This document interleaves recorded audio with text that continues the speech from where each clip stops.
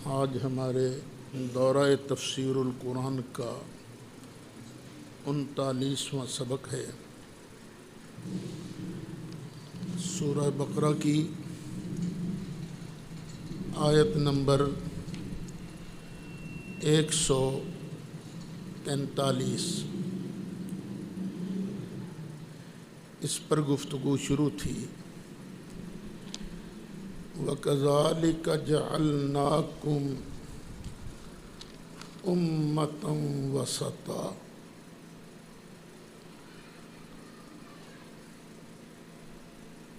اگر کذالک کو تشبیہ کے لیے لیں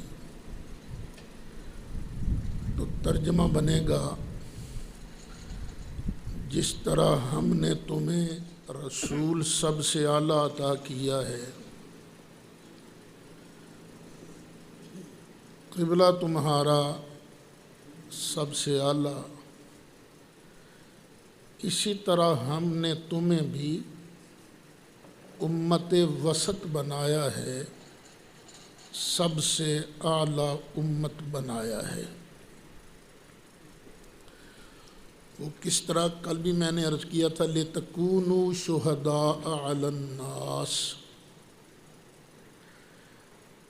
نبی کریم علیہ السلام کی تشریف آوری سے پہلے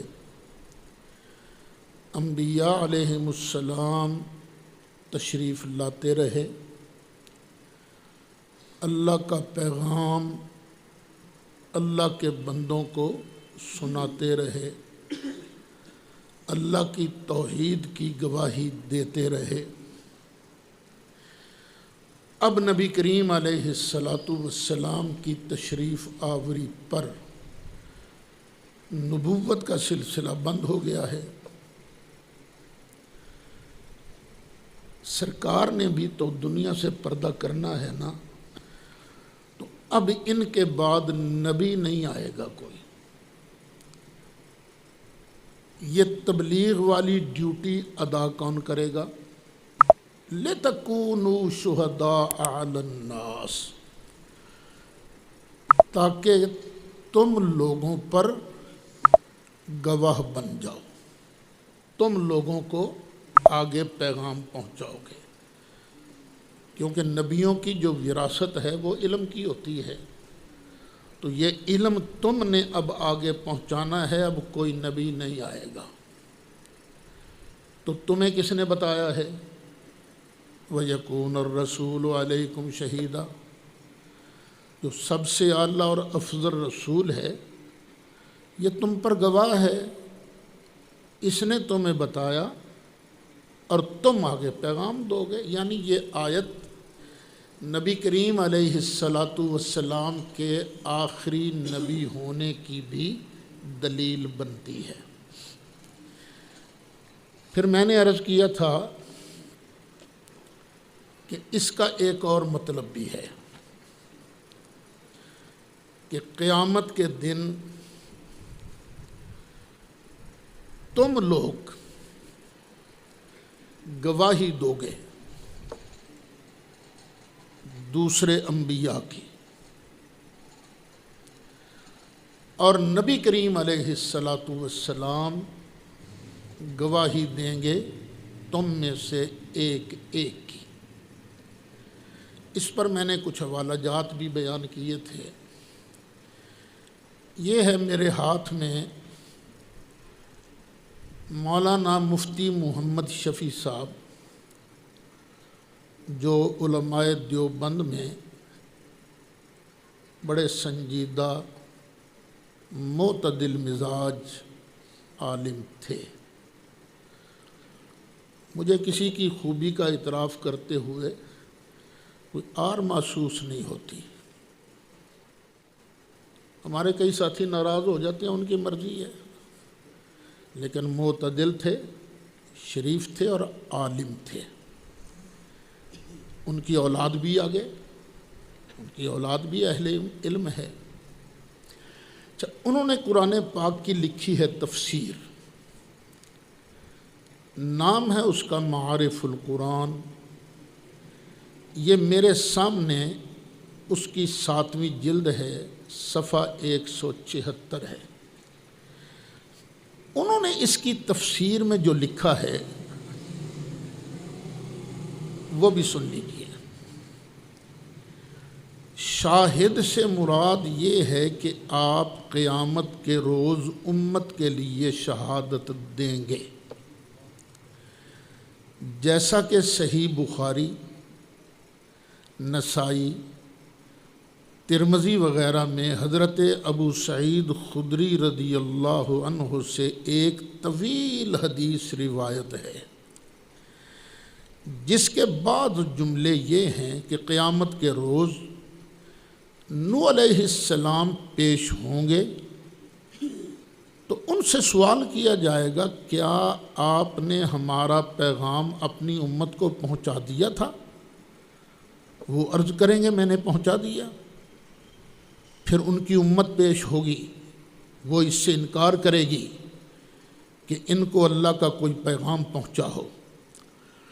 اس وقت حضرت نوح علیہ السلام سے پوچھا جائے گا کہ آپ جو پیغام حق پہنچانے کا دعویٰ کرتے ہیں، اس پر کوئی آپ کا شاہد بھی ہے، کوئی گواہ ہے آپ کا؟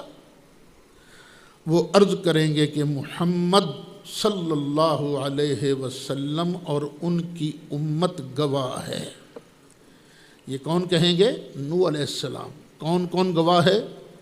میں نے پیغام پہنچایا ہے، نبی کریم علیہ السلام بھی اور ان کی امت بھی۔ بعض روایات میں ہے کہ وہ گواہی میں امت محمدیہ کو پیش کریں گے، یہ امت ان کے حق میں گواہی دے گی، تو امت نوح علیہ السلام ان پر یہ جرأ کرے گی کہ یہ ہمارے معاملے میں کیسے گواہی دے سکتے ہیں، یہ تو اس وقت پیدا بھی نہیں ہوئے تھے، ہمارے زمانے سے بہت طویل زمانے کے بعد پیدا ہوئے۔ اچھا، اس جرأ کا جواب امت محمدیہ سے پوچھا جائے گا، بھئی تم نے گواہی کیوں دی؟ تم تو ان کے زمانے میں تھے ہی نہیں۔ وہ یہ جواب دے گی کہ بے شک ہم اس وقت موجود نہیں تھے، مگر ہم نے اس کی خبر اپنے رسول صلی اللہ علیہ وسلم سے سنی تھی، جس پر ہمارا ایمان و اعتقاد ہے۔ اس وقت رسول اللہ صلی اللہ علیہ وسلم سے آپ کی امت کے اس قول کی تصدیق کے لیے شہادت لی جائے گی۔ پہلے امت سے پوچھا جائے گا، پھر سرکار سے گواہی لی جائے گی۔ خلاصہ یہ ہے کہ رسول اللہ صلی اللہ علیہ وسلم اپنی شہادت کے ذریعے اپنی امت کی تصدیق و توثیق فرمائیں گے کہ بے شک میں نے ان کو یہ اطلاع دی تھی۔ وہ کہتے ہیں ایک معنی یہ ہے، اور آگے اور امت پر شاہد ہونے کا ایک مفہوم عام یہ بھی ہو سکتا ہے کہ رسول اللہ صلی اللہ علیہ وسلم اپنی امت کے سب افراد کے اچھے برے اعمال کی شہادت دیں گے، اور یہ شہادت اس بنا پر ہوگی۔ اب یہاں سوال پیدا ہوا نا کہ نبی کریم علیہ السلام اپنی امت کے ہر فرد کے عملوں کی گواہی دیں گے، سرکار کیسے گواہی دیں گے؟ کیونکہ گواہی تو دیتا ہے دیکھنے والا، تو سرکار کیسے گواہی دیں گے؟ وہ کہتے ہیں اور یہ شہادت اس بنا پر ہوگی کہ امت کے اعمال رسول اللہ صلی اللہ علیہ وسلم کے سامنے ہر روز صبح و شام کو، اور بعض روایات میں ہفتہ میں ایک روز پیش ہوتے ہیں، اس لیے قیامت کے روز آپ اپنی امت کے شاہد بنائے جائیں گے۔ رواہ ابن المبارک عن سعید ابن المسیب، سند بھی ساتھ مفتی صاحب نے بیان کر دی ہے کہ نبی کریم علیہ السلام مجھے پہچانتے ہیں، ہمارے عملوں کو پہچانتے ہیں، آپ کو بھی پہچانتے ہیں، آپ کے عملوں کو پہچانتے ہیں۔ کیوں پہچانتے ہیں؟ اس لیے ان کے بقول اس لیے کہ ہر امتی کے عمل سارے صبح بھی اور شام بھی، اور ایک روایت کے مطابق ہفتہ میں ایک دن سرکار کی بارگاہ میں ہمارے عمل پیش کیے جاتے ہیں۔ ہم بھی پیش ہو رہے ہیں، سرکار بھی پیش ہو رہے ہیں۔ یوں سمجھ لو، سمجھانے کے لیے ہے، اگر یہ صحیح ہے تو یہ اللہ کا کرم ہے، اگر میں مثال غلط دینے لگا ہوں تو اللہ تعالیٰ مجھے معاف فرمائیں، کیونکہ بارگاہ بہت بڑی بارگاہ ہے۔ یہ بھی ہو سکتا ہے کہ سرکار کے روضہ انور میں ایک بہت بڑی سکرین لگی ہو، اور جو امتی کر رہے ہیں سب کچھ سرکار کو دکھایا جا رہا ہو۔ آپ لوگ بھی تو دیکھ لو، میچ ہو رہا ہوتا ہے آسٹریلیا میں، اور اسی وقت وہ تمہارے سامنے بھی پیش ہوتا ہے نا، وایا سیٹلائٹ، وایا ٹی وی، یہ آپ کے سامنے پیش ہوتا ہے، تو آپ کو سب کچھ نظر آتا ہے نا۔ ہو سکتا ہے سرکار کے سامنے بھی کوئی ایسی صورتحال ہو سکتا ہے سرکار اس عرض اعمال کی وجہ سے ایک ایک کو جانتے بھی ہیں، ایک ایک کو پہچانتے بھی ہیں، ہمارے اعمال کو بھی جانتے ہیں۔ بلکہ حضرت شاہ عبد العزیز محدث دہلوی نے تو یہاں تک فرمایا ہے کہ نبی کریم علیہ السلام اپنی امت کے دل کی حالت کو بھی جانتے ہیں اس کے ایمان کا مرتبہ کتنا ہے۔ یہ بات ہو گئی مفتی محمد شفیع صاحب کی۔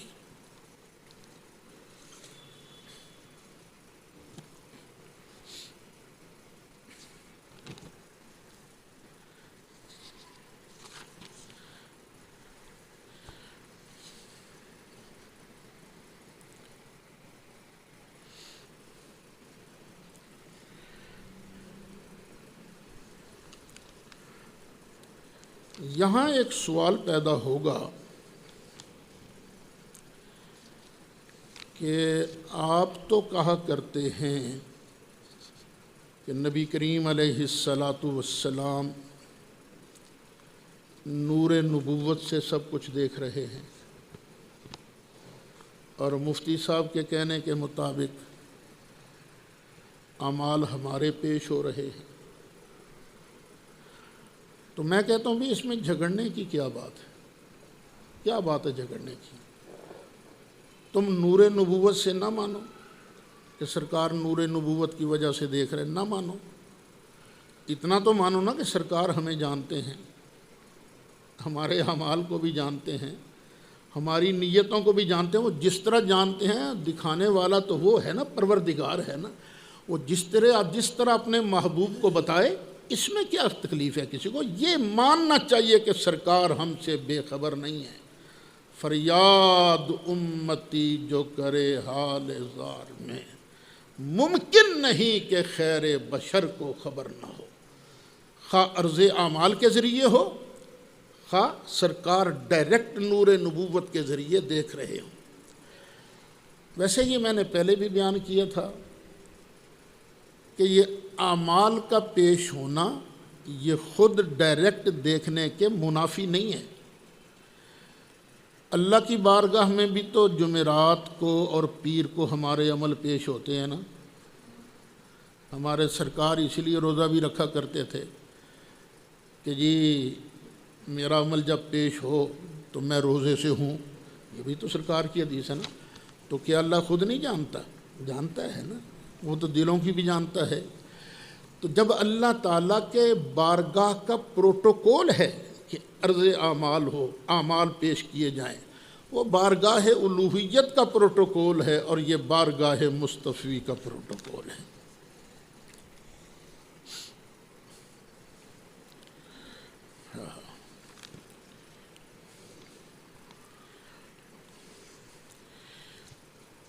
اب یہ بات کہ نبی کریم علیہ السلام پر عمل پیش ہوتے ہیں،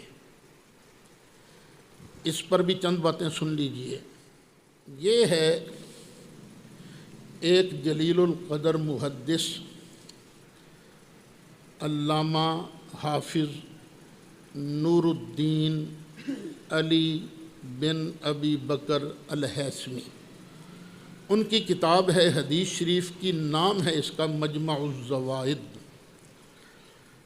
نبی کریم علیہ الصلاۃ والسلام ارشاد فرماتے ہیں، اور حدیث روایت کرنے والے کون ہیں؟ حضرت سیدنا عبداللہ بن مسعود رضی اللہ عنہ۔ وہ فرماتے ہیں نبی کریم علیہ السلام نے فرمایا، حیاتی خیر لکم، میری حیات، میری زندگی یہ تمہارے لیے بہتر ہے۔ کیوں؟ تحدثون تحدثون و یحدث لکم، دونوں طرح پڑھا جا سکتا ہے۔ تم مسائل پوچھتے ہو، تمہیں اس کا جواب دیا جاتا ہے۔ دیکھو نا، کتنی بڑی نعمت ہے، کتنی بڑی نعمت۔ ایک ضرورت پیش آئی امتی کو، سرکار سے پوچھا، سرکار نے جواب دیا۔ تو یہ حیات مبارکہ تمہارے لیے بہتر ہے۔ ہاں، یہ جو نعمت ہے نا، اس کی قدر والے جانتے ہیں۔ کسی ایسے عالم دین کا ہونا جو مشکلات کا جواب دے سکے، سوالات کا جواب دے سکے، یہ اللہ تعالیٰ کا ایک بہت بڑا انعام ہوتا ہے۔ اور ہم بھی روتے ہیں ان لوگوں کے لیے جن سے ہم نفع اٹھایا کرتے تھے، اب اللہ کو پیارے ہو گئے، اب کس سے مسئلہ پوچھیں، کس سے بات کریں؟ تو تم شکر ادا کرو، تمہارے ارد گرد قرب و جوار میں اگر کوئی عالم ربانی رہتا ہو، عالم دین رہتا ہو، تو عالم ربانی یہ بندوں پر اللہ کی رحمت ہوتے ہیں، اور یہ شرط ہے عالم ربانی ہونے کی۔ عالم ربانی وہ ہوتا ہے جو صرف اپنے رب کے لیے کام کرے، رب کے لیے کام کرے۔ فرمایا وفاتی خیر لکم، اور میری وفات بھی تمہارے لیے بہتر ہے۔ اب سوچنے کی بات ہے نا، دنیا سے پردہ کر گئے تو سرکار کی وفات ہمارے لیے بہتر کیسے ہے؟ فرمایا تعرض علی اعمالکم، تم عمل کرتے جاؤ گے، میرے سامنے پیش ہوتے جائیں گے۔ فما رأیت من خیر، تو تم جو نیکی کرو گے، جب میں تمہاری نیکی کو دیکھوں گا، حمدت اللہ علیہ، تو میں اللہ کی حمد بیان کروں گا، کہوں گا الحمدللہ، یا اللہ تیرا کرم ہے، تیرا شکر ہے، میرے اس امتی نے یہ نیکی کی ہے، کسی غریب کا بھلا کیا ہے، اللہ کی بارگاہ میں سر جھکایا ہے، کسی کی پردہ پوشی کی ہے، کسی کو ہنس کے بولا ہے، اس نے محبت کو پھیلایا ہے۔ جب میں دیکھوں گا نا تمہاری نیکی کو تو حمدت اللہ علیہ، تو پھر میں اللہ کی بارگاہ میں حمد کروں گا۔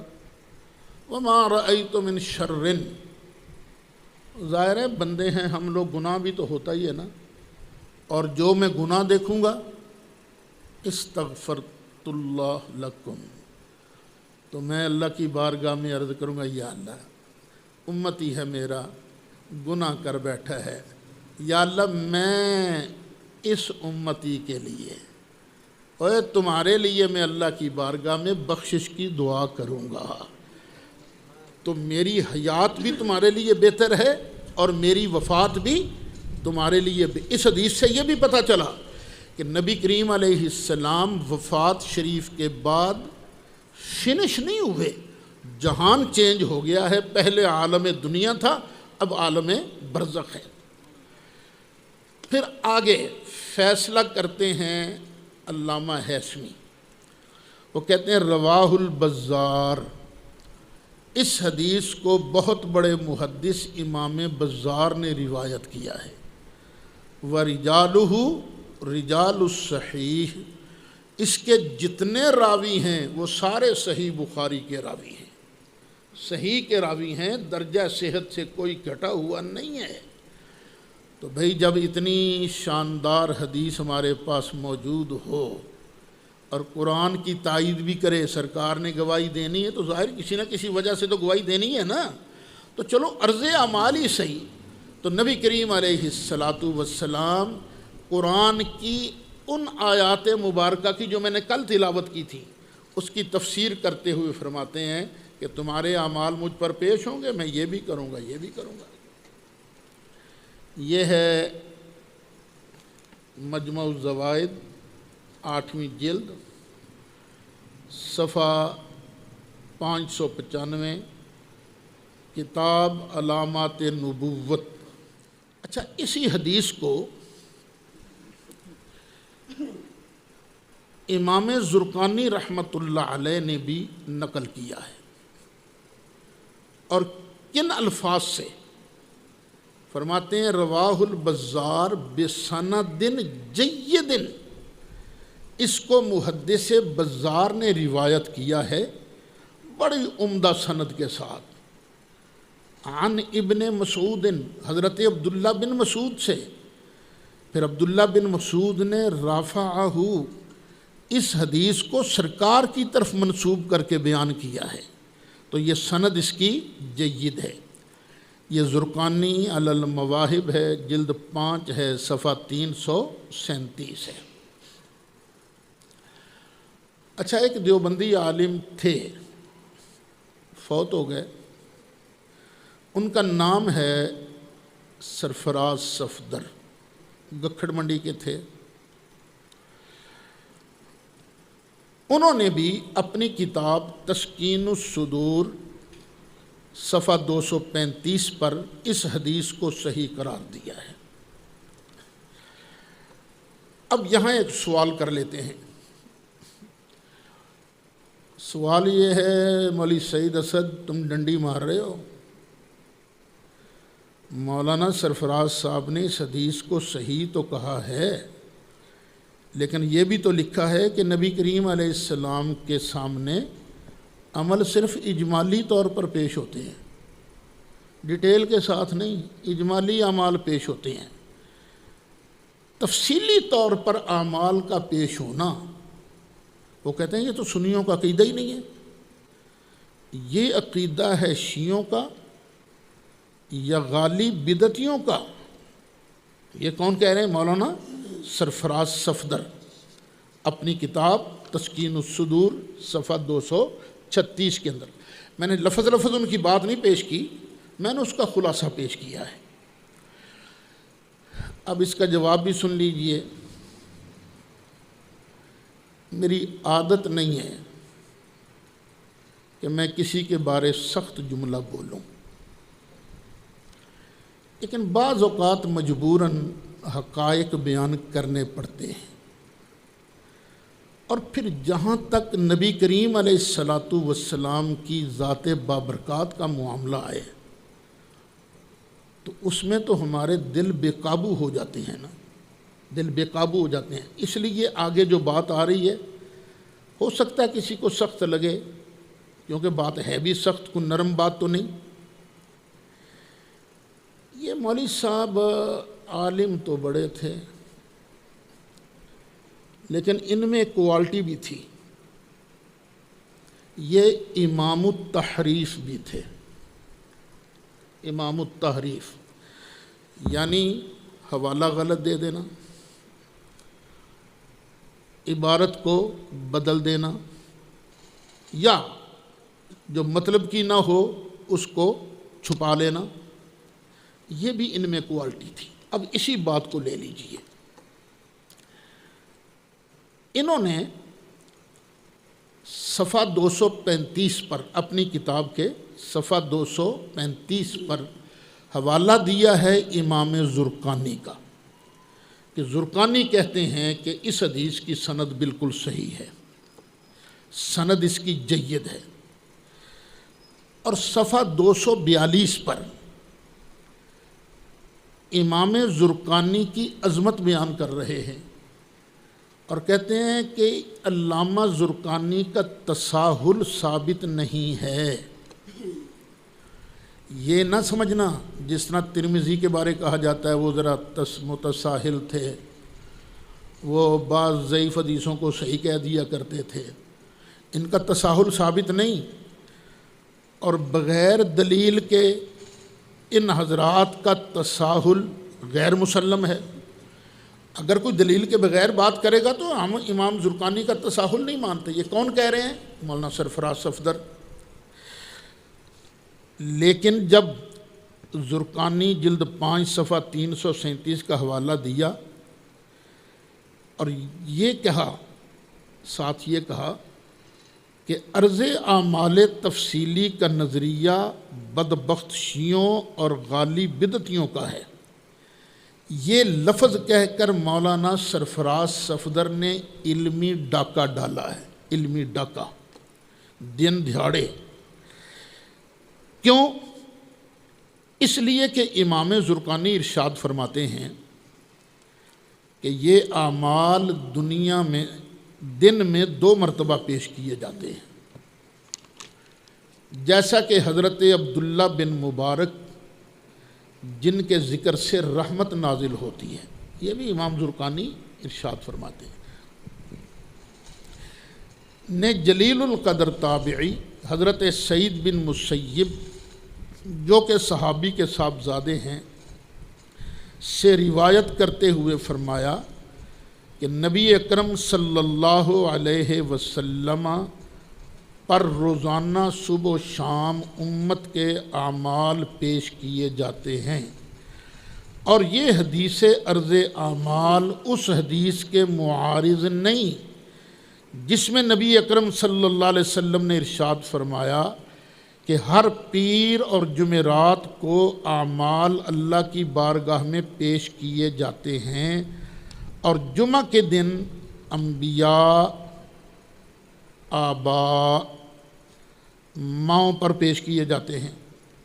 یعنی ہم جو کچھ کر رہے ہیں نا، یہ ہر جمعہ کے دن ہمارے والدین جو دنیا سے پردہ کر گئے، ہمارے اعمال ان کے سامنے پیش کیے جاتے ہیں۔ پس یہ حضرات نیکیوں پر خوش ہوتے ہیں اور ان کے چہروں کی چمک اور سفیدی بڑھ جاتی ہے۔ قبروں میں جب دیکھتے ہیں نا نیک اولاد ہے بھئی، اس نے بڑا اچھا کام کیا، تو ان کے چہروں کی رونق بڑھ جاتی ہے۔ تو اللہ سے ڈرو اور اپنے مردوں کو ایذا مت دو۔ امام زرقانی نقل کر رہے ہیں، کہتے ہیں اس حدیث کو حکیم ترمذی نے روایت کیا ہے۔ پھر آگے لکھتے ہیں، اس لیے یہ بات جائز ہے کہ نبی اکرم صلی اللہ علیہ وسلم پر روزانہ اعمال تفصیلاً پیش کیے جاتے ہوں۔ کہتے ہیں امام زرقانی کہتے ہیں یہ جائز ہے، ہو سکتا ہے کہ نبی اکرم صلی اللہ علیہ وسلم پر روزانہ اعمال تفصیلاً پیش کیے جاتے ہوں۔ پیچھے انہوں نے کیا لکھا؟ انہوں نے کہا یہ تو متساہل بھی نہیں ہے، اور حوالہ بھی انہی کا دیا، انہوں نے اس حدیث کو نقل کیا، اور آگے یہ جو بات تھی یہ ہضم فرما گئے، کہیں بریلویوں کا عقیدہ سچائی ثابت نہ ہو جائے گی۔ تو اللہ تعالیٰ ہدایت نصیب فرمائے۔ اور انبیاء کرام علیہم الصلاۃ والسلام پر جن میں ہمارے نبی اکرم صلی اللہ علیہ وسلم بھی شامل ہیں، جمعہ کے دن اجمالاً، یعنی ہر روز تفصیلاً اعمال پیش ہوتے ہیں، اور جمعہ کے دن ڈبل کام ہوتا ہے، تفصیلاً بھی اجمالاً بھی۔ آپ بھی تو ٹوٹل لگاتے ہو نا، پہلے تفصیل لکھتے ہو کہ اے سودا اینے دا آیا، اے سودا اینے دا آیا، اے سودا اینا آیا، اینے دا آیا، یہ ہے تفصیل، ڈیٹیل، اور آخر میں ٹوٹل لگاتے ہو نا، وہ ہوتا ہے اجمال۔ تو جمعہ کے دن سرکار پر اجمالاً بھی پیش کیے جاتے ہیں اعمال، اور ہر روز تفصیلاً نبی کریم علیہ الصلاۃ والسلام پر تفصیلاً پیش کیے جاتے ہیں۔ پس نبی اکرم صلی اللہ علیہ وسلم کی یہ امتیازی شان ہوگی کہ آپ پر جمعہ کے دن امت کے اعمال اجمالاً پیش ہوتے ہیں اور ہر روز تفصیلاً۔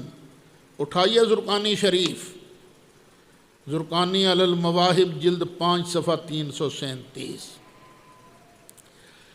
اب یہاں سے ایک بات اور بھی معلوم ہوئی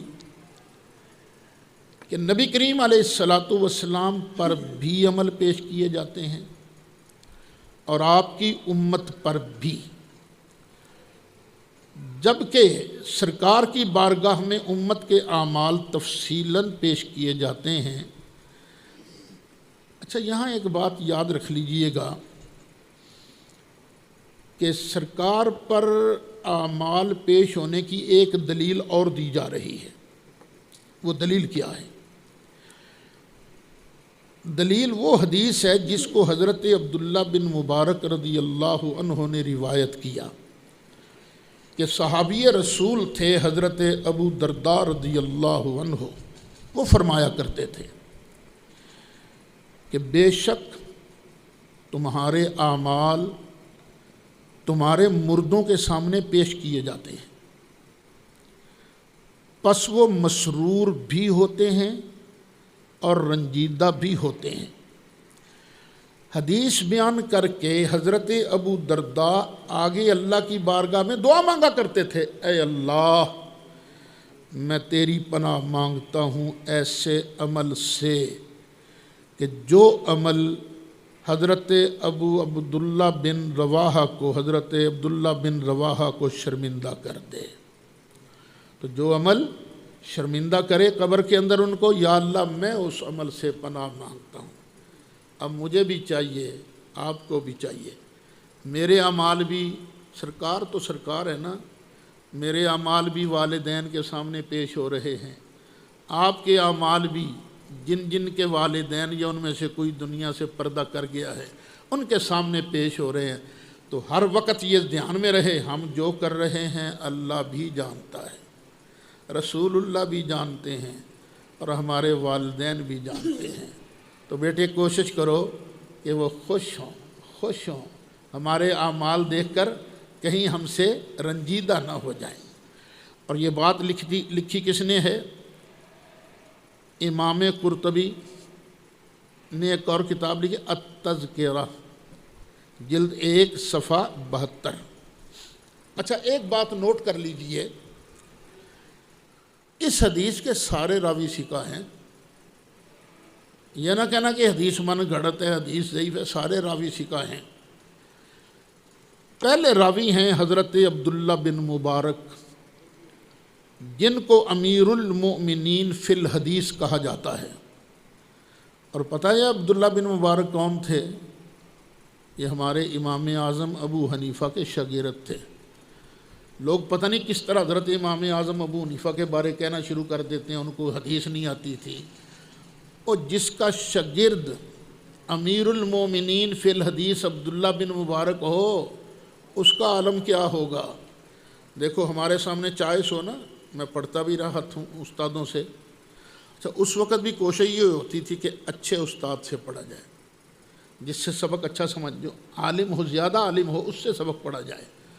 اور آج بھی علمی طور پر رابطہ کرنا پڑے نا کسی سے، کسی ایسے ویسے سے تو رابطہ نہیں ہم کرتے کہ جس کو پتہ ہی نہ ہو، ہم رابطہ اس سے کرتے ہیں جس کو سمجھتے ہیں کہ یار یہ واقعی عالم ہے۔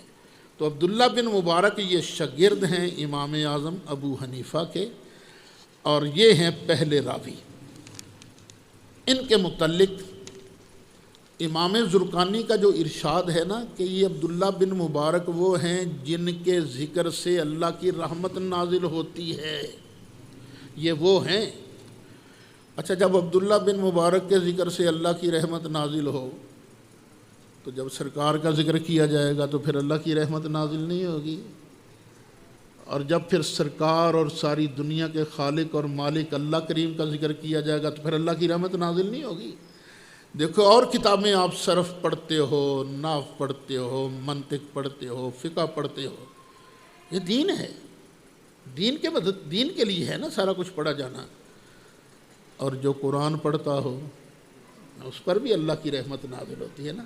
تو قرآن ضرور پڑھا کرو، تلاوت بھی کرو، اس کا ماشاءاللہ تم سننے آ جاتے ہو تفسیر کیا بیان ہو رہی ہے، تو یہ نہ سمجھنا کہ ہمارا آنا یہاں سے کوئی خالی جاتا ہے، نہیں، اللہ کی رحمتیں نازل ہوتی ہیں۔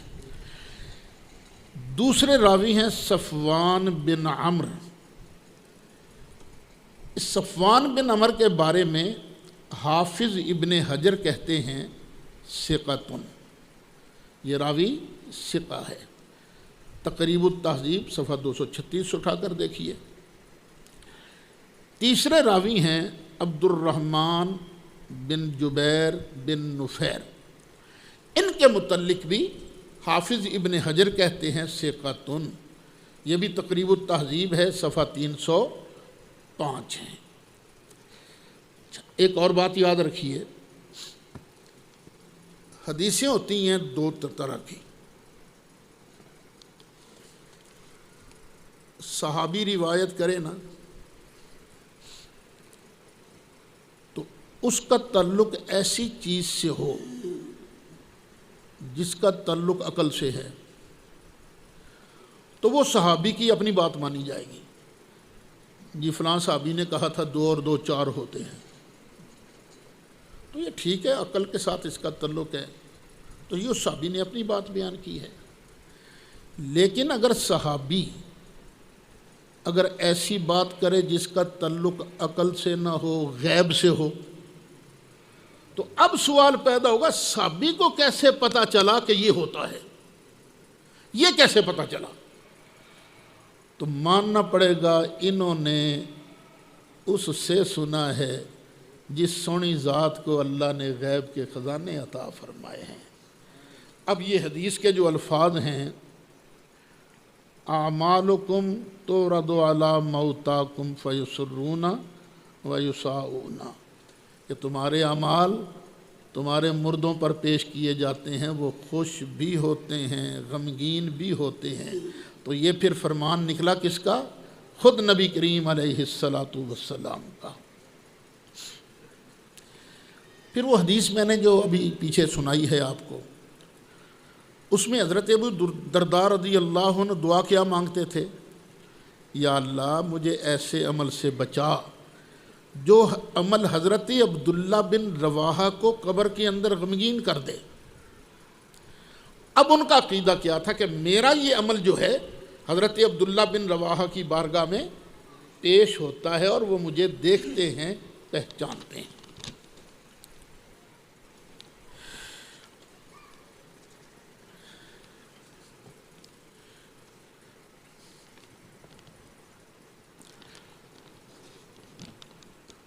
اس پر ایک اور بات عرض کر ہی دوں، میرا خیال ہے رہ نہ جائے کہیں۔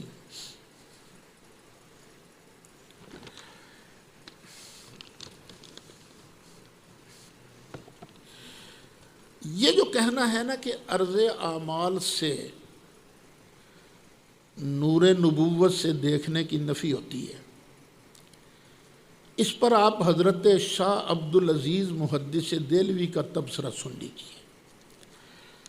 تفسیر عزیزی سورہ بقرہ حصہ 2 صفحہ 50، یہی آیت کریمہ وَكَذَلِكَ جَعَلْنَاكُمْ أُمَّةً وَسَطًا لِتَكُونُوا شُهَدَاءَ عَلَى النَّاسِ وَيَكُونَ الرَّسُولُ عَلَيْكُمْ شَهِيدًا۔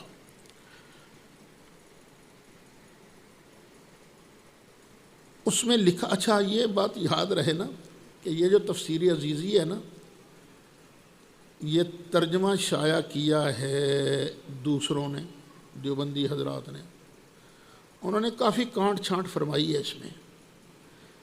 اس کانٹ چھانٹ کے باوجود یہ الفاظ محفوظ رہ گئے۔ یہ الفاظ وہ کیا ہیں؟ رسول بسبب نور نبوت سے ہر شخص کی دیانت اور امانت کا درجہ بخوبی جانتا ہے کہ کس درجہ تک نور ایمان ان کا پہنچا ہے اور کون سا امر یعنی پردہ ترقی سے مانع ہوا ہے۔ سرکار نور نبوت سے بھی دیکھ رہے ہیں اور عرض اعمال کی وجہ سے بھی دیکھ رہے ہیں۔ اب یہاں ایک حدیث شریف اور سن لیجیے۔ نبی کریم علیہ السلام نے ارشاد فرمایا، ان اللہ تعالی قد رفع الدنیا، کہ اللہ تعالیٰ نے میرے سامنے دنیا کو پیش کر دیا۔ میرے سامنے دنیا رکھ دی، فَأَنَا أَنظُرُ إِلَيْهَا، تو میں اس کو دیکھ رہا ہوں، دیکھ رہے ہیں ہم اس کو، وَمَا هُوَ كَائِنٌ فِيهَا إِلَى يَوْمِ الْقِيَامَةِ، اور قیامت تک دنیا میں جو کچھ بھی ہونے والا ہے وہ سب ہم مشاہدہ فرما رہے ہیں، دیکھ رہے ہیں۔ دیکھو یہ سامنے گیٹ ہے، میں گیٹ کو دیکھ رہا ہوں، اور سامنے والے مکان میں اے سی لگا ہوا ہے، باہر اس کا ہے، میں وہ بھی دیکھ رہا ہوں، لیکن وہ دور سے دیکھ رہا ہوں، اور ایسے یہ قریب سے دیکھ رہا ہوں نا۔ یا رسول اللہ آپ کیسے دیکھ رہے ہو؟ اللہ نے آپ کے سامنے ساری دنیا کر دی، آپ پھر اس میں جو کچھ ہو رہا ہے وہ بھی دیکھ رہے ہیں، قیامت تک جو کچھ ہونے والا ہے وہ بھی آپ مشاہدہ کر رہے ہیں۔ آقا وہ کیسے؟ فرمایا کَأَنَّمَا أَنظُرُ إِلَىٰ كَفِّي هَٰذِهِ، جس طرح میں اپنے ہاتھ کی اس ہتھیلی کو دیکھ رہا ہوں نا، اسی طرح پوری دنیا اور دنیا کے اندر جو کچھ ہو رہا ہے میں اس کا مشاہدہ کر رہا ہوں، میں دیکھ رہا ہوں۔ یہ حدیث ہے کنز العمال جلد 11 صفحہ 420، حدیث نمبر 31,971۔ چلیں نمبر چیک کر لینا دوبارہ بیٹے، ہے زرقانی پڑھی ہوئی کہ نہیں؟ اچھا، زرقانی علی المواہب جلد 7 صفحہ 204، یہ زرقانی تو پڑھی ہوئی ہے نا؟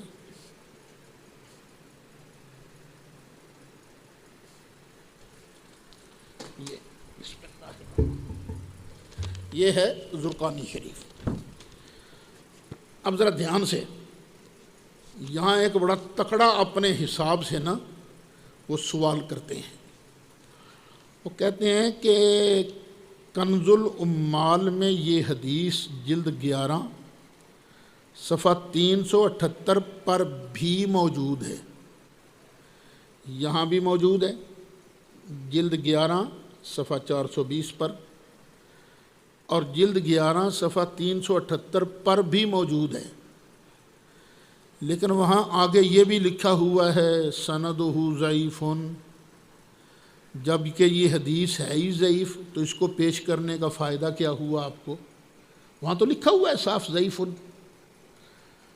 پھر ذرا سوال کو سمجھ لینا، جو حدیث آپ نے پڑھی ہے یہ حدیث صفحہ 378 پر بھی موجود ہے، آپ نے پڑھی ہے صفحہ 420 سے، اور یہ وہاں بھی موجود ہے، اور وہاں جو لکھا ہوا ہے کہ اس کی سند ضعیف، تو ضعیف حدیث کو پیش کرنے کا کیا مطلب؟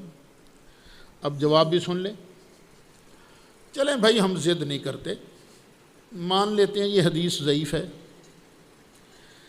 لیکن اس مسئلے کا تعلق ہے کس سے؟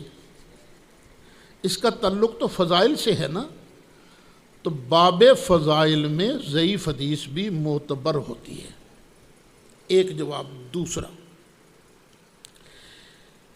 کنز العمال والے نے ایک ہی حدیث کو 2 جگہ پر بیان کیوں کیا ہے؟ حدیث تو ایک تھی، بیان کر دی، دوبارہ بیان کیوں کیا ہے؟ جب محدث حدیث کو کسی اور جگہ بھی بیان کرتا ہے تو اس میں کوئی نہ کوئی راز ہوتا ہے۔ بخاری ایک حدیث کو 18 جگہ بیان کر جاتا ہے، لیکن ہر بار جب بیان ہوتا ہے نا تو اس میں کوئی نہ کوئی نیا نقطہ ضرور ہوتا ہے، تو اس نے 2 جگہ کیوں بیان کیا ہے جی؟ آئیے ہم عرض کرتے ہیں،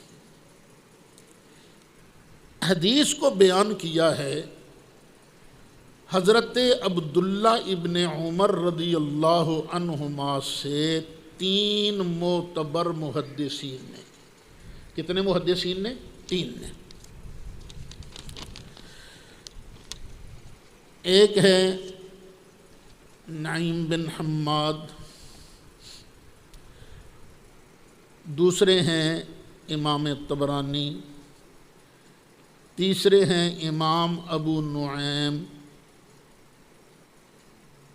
اور صاحب کنز العمال نے یہ جو آخر والے ہیں نا، امام طبرانی اور امام ابو نعیم حلیۃ الاولیاء، انہوں نے بیان کیا ہے حضرت عبداللہ ابن عمر سے۔ تو یہ طبرانی اور حلیہ کے حوالے سے جو مذکور ہے نا، اس کے آگے سندہ ضعیف نہیں لکھا۔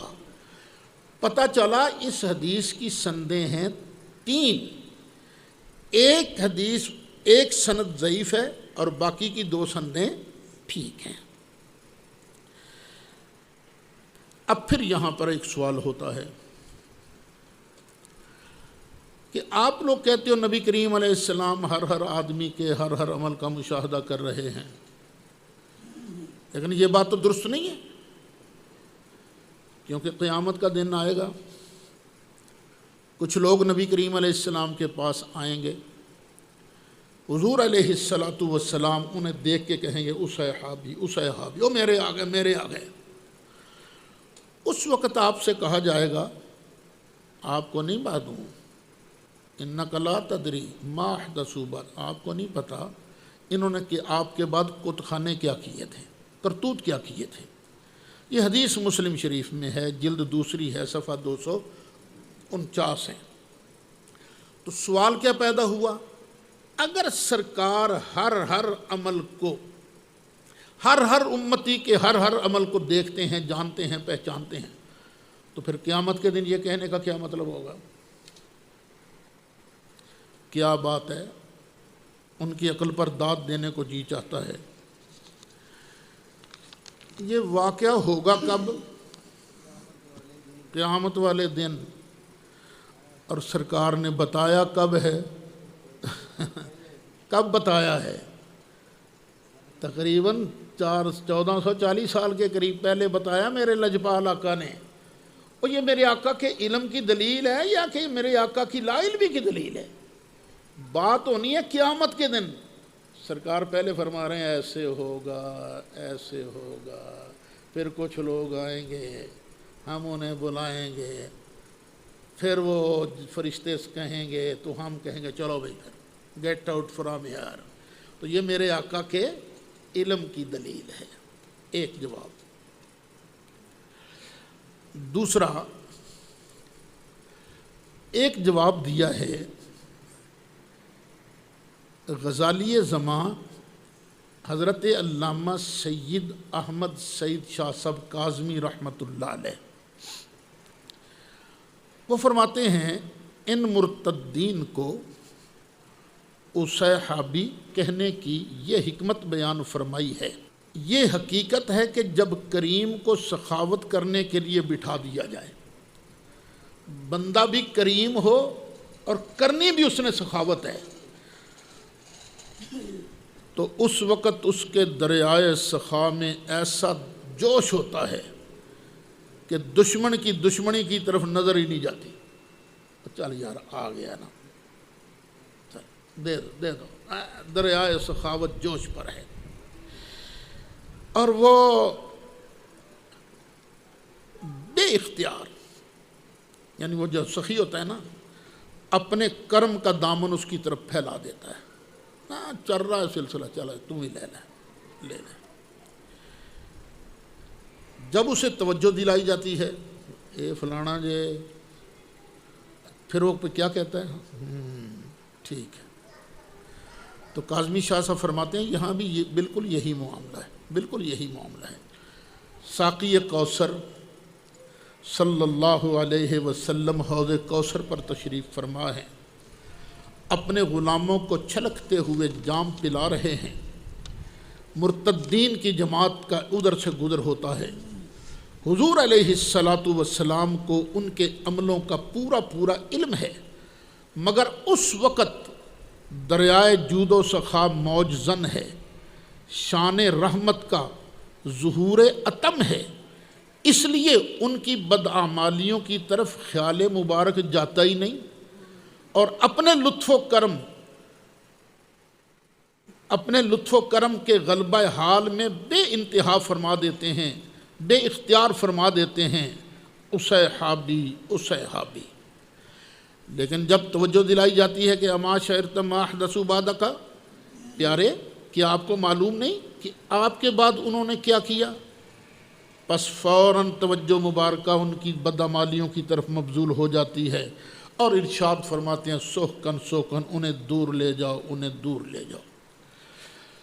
آگے کاظمی شاہ صاحب فرماتے ہیں طالب حق کے لیے حدیث کا صحیح مطلب سمجھنے کے لیے یہ بیان کافی ہے۔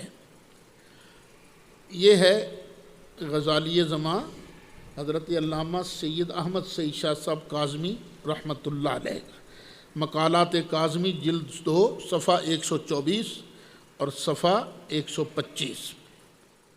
جب نبی کریم علیہ السلام نے یہ حدیث بیان فرمائی تھی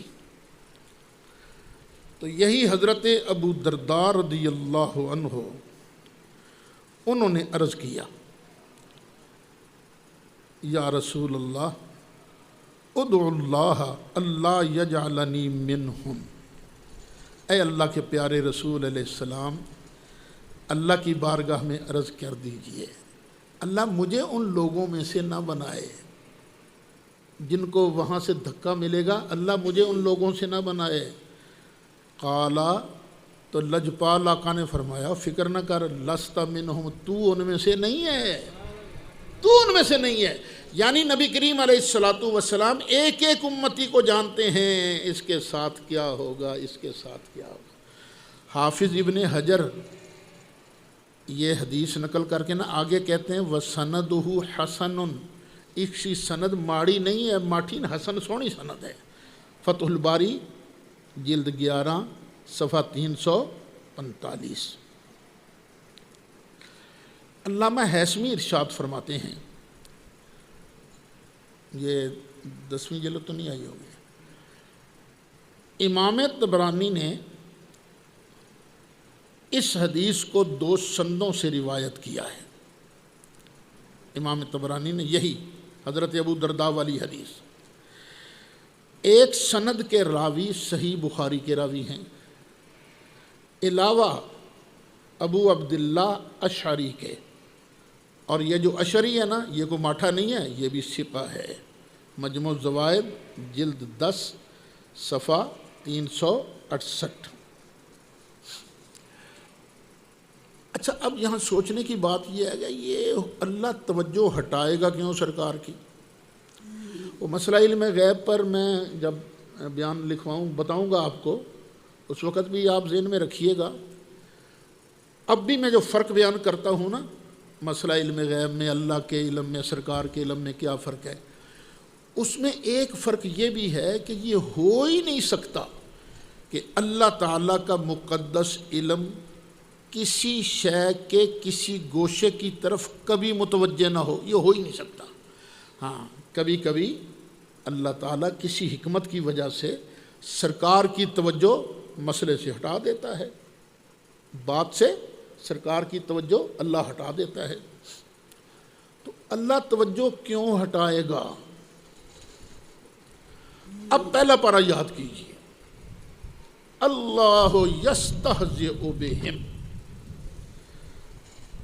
یہ انہوں نے کہا تھا کہ ہم مذاق کرتے ہیں، منافقوں نے کہا تھا، تو اللہ کہتا ہے اللہ یستہزئ بہم، اللہ ان کو ان کے استہزاء کی سزا دے گا، ان کے استہزاء کا بدلہ دے گا۔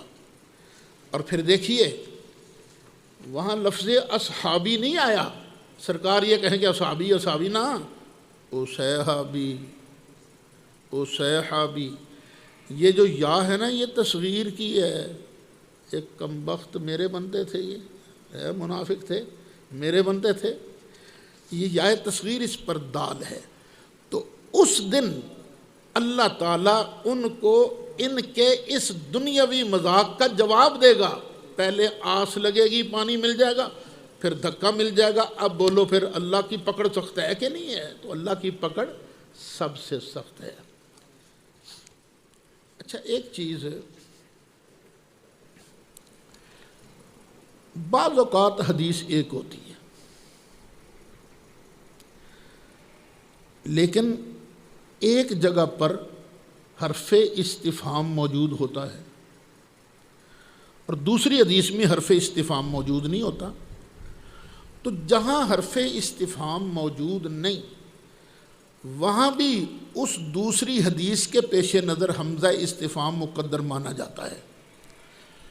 تو جو مسلم شریف کے الفاظ ہیں اس کے وہ یہ ہیں: اما شعرتا ما عملوا بعدک، سونیا کیا تو جاندا نہیں ہے نہ تواڈے تو بعد کیتا کی ہے.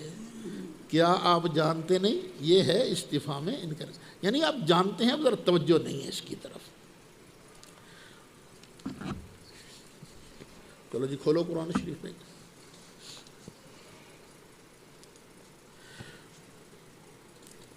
آگے فرمایا وَمَا جَعَلْنَا الْقِبْلَةَ الَّتِي كُنْتَ عَلَيْهَا، اور نہیں بنایا اے محبوب جس قبلہ کی طرف آپ پہلے تھے، ہم نے اس کو کیوں بنایا تھا پہلا قبلہ؟ إِلَّا لِنَعْلَمَ، تاکہ ہم ظاہر کر دیں. ویسے نعلم کا معنی آتا ہے تاکہ ہم جان لیں. تو اللہ تعالیٰ تو کبھی بھی عدم علم کے ساتھ متصف نہیں ہوا نا، اس لیے جہاں جہاں یہ اللہ تعالیٰ کے لیے لفظ علم آئے گا نا تو اس کا معنی ہوتا ہے اظہار. اظہار الا لنعلم، تاکہ ہم ظاہر کر دیں من یتبع الرسول، کون رسول کی اتباع کرتا ہے، کون سچا امتی ہے، ممن ینقلب علی عقبیہ، اور کون الٹے پاؤں پھر جاتا ہے، تاکہ ہم یہ واضح کر دیں اے سچا اے جھوٹا. ہم نے یہ قبلہ اس لیے پہلا بنایا تھا. پہلا قبلہ کون سا تھا؟ بیت المقدس. اب یہاں بھی ایک اہم مسئلہ آ رہا ہے. اللہ کیا ارشاد فرماتا ہے؟ وہ قبلہ کس نے بنایا تھا؟ ہم نے، اللہ نے بنایا تھا نا. بیت المقدس والا قبلہ اللہ نے بنایا تھا. لو یہ قرآن پاک کے 30 پارے ہیں، ایک آیت نکال کے دکھاؤ جہاں لکھا ہو کہ چل محبوبہ بیت المقدس تیرا قبلہ ہے. کسی جگہ مذکور نہیں. لیکن یہاں اللہ فرماتا ہے نہیں، وہ تو قبلہ ہم نے بنایا تھا. اب پتہ چلا کہ اللہ تعالیٰ اپنے محبوب علیہ السلام سے کبھی وحی مطلوب سے خطاب فرماتا ہے اور کبھی وحی غیر مطلوب سے. کبھی وحی جلی ہوتی ہے، کبھی وحی خفی ہوتی ہے. یہ قرآن سارے کا سارا وحی جلی ہے، لیکن بعض اوقات اس قرآن کے علاوہ بھی اللہ تعالیٰ حکم دیتا ہے. تو جو بیت المقدس کی طرف حکم دیا تھا کہ چلو ادھر منہ کر کے نماز پڑھو، وہ اللہ نے کس وحی کے ذریعے حکم دیا تھا؟ وحی خفی کے ذریعے، وحی غیر مطلوب کے ذریعے. یہ جو قرآن ہے اس قرآن کی تلاوت کی جاتی ہے، یہ ہے وحی مطلوب، اور حدیث جو ہے وہ ہے وحی غیر مطلوب. تو بعض لوگ جو ہیں وہ کہتے ہیں نہیں یہ وحی خفی کو ہے ہی نہیں. ہم کہتے ہیں نہیں، سرکار نے جو فرما دیا بس ٹھیک ہے، اللہ کاٹ رہی ہے، سرکار کا فرمان اللہ کا فرمان ہے. تو وہ اس طرح کی ہچر مچر کرتے ہیں. نہیں، قرآن کہتا ہے کہ وحی خفی ہے. اب ذرا آگے چلیے جی. 22واں پارہ سورۃ احزاب آیت نمبر 37. آیت نکل آئی. یہ آیت کے درمیان میں سے فَلَمَّا قَضَى زَيْدٌ مِّنْهَا وَطَرًا، پھر جب زید کی غرض اس سے نکل گئی، حضرت زینب کے ساتھ جب نکاح ان سے ختم ہو گیا، طلاق ہو گئی، اللہ فرماتا ہے زوجناکہا، ہم نے ہم نے تیرا نکاح اس زینب سے کر دیا، ہم نے تیرا نکاح اس زینب سے کر دیا، یعنی آرڈر آ گیا، چل محبوب کر نکاح اس کے ساتھ۔ سارا قرآن پڑھ لیجئے، وہ آرڈر کہاں ہے؟ وہ آرڈر کہاں ہے؟ پتہ چلا یہ قرآن وحی جلی ہے، اس کے علاوہ بھی ایک اور آرڈر آتا تھا، اسے ہم کہتے ہیں وحی خفی۔ سمجھ آ گئی اس بات کی؟ چلو اب آگے چلو بھائی۔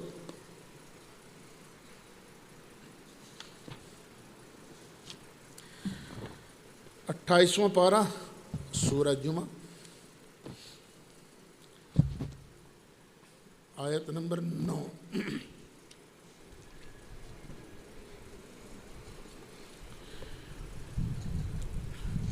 یا ایھا الذین آمنوا، ایمان والو، اذا نودی للصلاۃ من یوم الجمعہ، جب جمعہ کے دن نماز کے لیے تمہیں اذان دی جائے، بلایا جائے، فاسعوا الی ذکر اللہ، تو دوڑو اللہ کے ذکر کی طرف، وذروا البیع، اور چھوڑ دو خرید و فروخت کو چھوڑ دو۔ پھر اس آیت کو پڑھو، یا ایھا الذین آمنوا اذا نودی للصلاۃ من یوم الجمعۃ فاسعوا الی ذکر اللہ۔ قرآن کی یہ آیت بتاتی ہے کہ جمعہ کی نماز فرض ہے، کہ جمعہ کی نماز فرض ہے۔ سارا قرآن پڑھ لو، کہاں لکھا ہے جمعہ کی نماز فرض ہے؟ وہ الگ سے حکم تو نہیں آیا نا، اس سے پہلے جمعہ تو ہوتا تھا نا۔ اب آگے آرڈر نہیں، فاسعوا الی ذکر اللہ وذروا البیع، چلو یہ کام کرو۔ پتہ چلا ایک ہے وحی جلی جو قرآن کی صورت میں ہمارے پاس موجود ہے، اور وحی خفی جو حدیث کی صورت میں ہمارے پاس موجود ہے۔ اچھا، یہاں یہ سوال نہ کیا جائے، آپ تو کئی حدیثوں کا نہیں مانتے، حکم لگا دیتے ہیں جی ضعیف ہے، ضعیف ہے، ضعیف ہے، یہ من گھڑت ہے۔ آپ بھی تو حدیثوں کے منکر ہو نا۔ ہم کہتے ہیں نہیں، وحی خفی ہونا ثابت ہو جائے کہ واقعی یہ وحی خفی ہے تو پھر ہم اس کو واجب العمل سمجھتے ہیں۔ اب چلیے جی 28واں پارہ سورہ حشر، یہ آیت نمبر 5۔ وہ نبی کریم علیہ السلام نے جب یہودیوں کی بستی اس پر حملہ کا ارادہ فرمایا تو اب صحابہ جوش میں بھرے ہوئے تھے، یہ درخت کاٹ دو، ان کو رہنے دو، یہ نہ کاٹو، یہ کاٹ دو، یہ رہنے دو، اس جگہ کو برباد کر دو، اس جگہ کو کچھ نہیں کہنا۔ یہاں اللہ ارشاد فرماتا ہے، کئی لوگوں نے اعتراض کیا نا، منافقین نے، یہ کوئی اچھا کام تو نہیں ہے درخت کاٹنا۔ فرمایا ما قطعتم،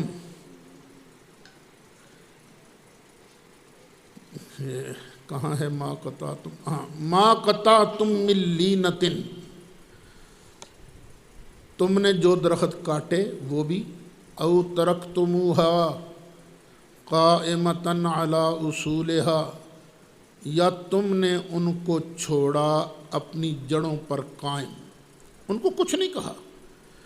یہ سب کیسے تھا؟ فبإذن اللہ، یہ اللہ کے حکم سے تھا۔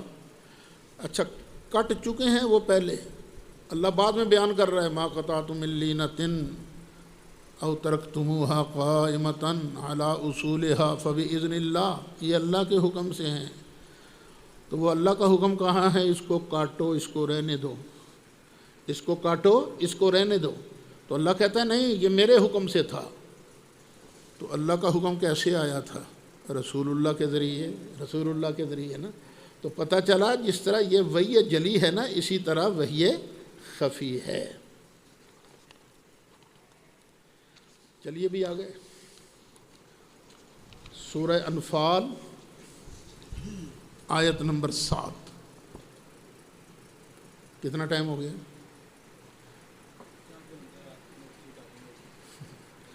چلو باقی کل سے انشاءاللہ. مولا صلی وسلم دائما ابدا على حبيبك خير الخلق كلهم